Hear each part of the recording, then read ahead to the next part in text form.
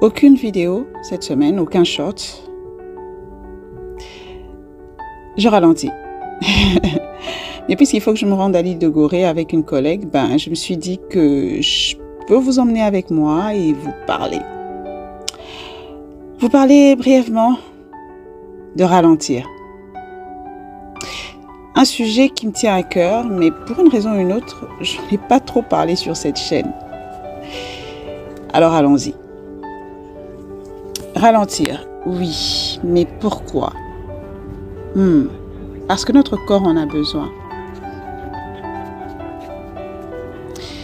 Il y a les maladies, mais pas que. Par moments, ton corps veut juste se reposer, ou du moins avancer à un rythme moins effréné. Pareil pour notre cerveau, pour notre âme. Moi, franchement, je me prends plus la tête. Avec l'âge, j'avance, oui, mais quand je sens qu'il faut ralentir, je ralentis.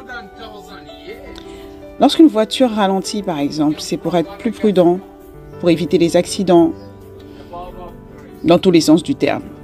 Ah, tiens, la maison des esclaves à Gorée, c'est légal. Anyway. Tu ne veux surtout pas qu'on dise un jour, elle était sur plusieurs projets, mais voilà, son cœur s'est arrêté, ou ses membres ont lâché, ou son corps a dû lâcher. AVC, crise cardiaque, décès soudain, burn-out. Tiens, un baobab. Anyway.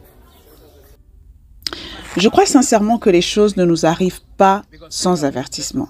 Dieu nous le dit toujours. Notre corps nous envoie aussi des signaux. Le problème, c'est que nous ne suivons pas forcément ce qu'il nous dit. Nous n'écoutons pas. Nous fonçons.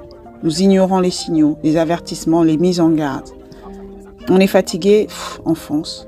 On est éreinté, on fonce.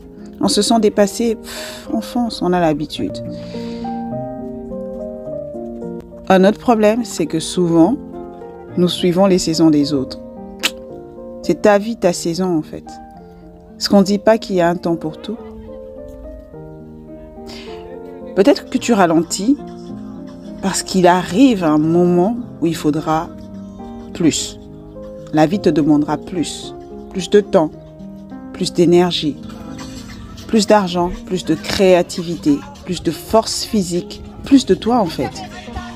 Ralentir du coup, c'est pas seulement être plus prudent, mais ce sera être plus efficace lorsqu'il le faudra.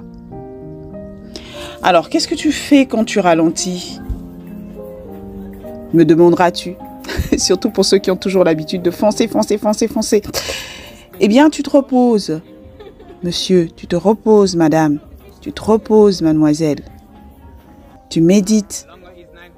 Tu pries. Tu lis la parole de Dieu. Parce que par moments, il arrivera des secousses, il arrivera des tumultes, il arrivera des percées. Et tout ça, ça te demandera d'être bien ancré spirituellement. Tu réfléchis.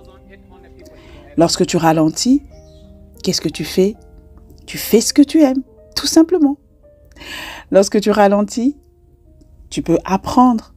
Parce que par moments, ces temps de ralentissement, c'est des moments où tu dois t'étendre, t'élargir, élargir tes compétences. Lorsque tu ralentis, tu peux aussi s'occuper de toi. On nous fait culpabiliser parce qu'on a décidé de ralentir et de s'occuper de soi. S'occuper de soi, je l'ai toujours dit ici, c'est aussi s'occuper des autres. Je ne sais pas qui a voulu entendre, mais moi j'avais envie d'en parler. Est-ce que c'est le moment pour toi de ralentir? Laisse un commentaire, like si tu as aimé la vidéo, partage-la si tu l'as aimé.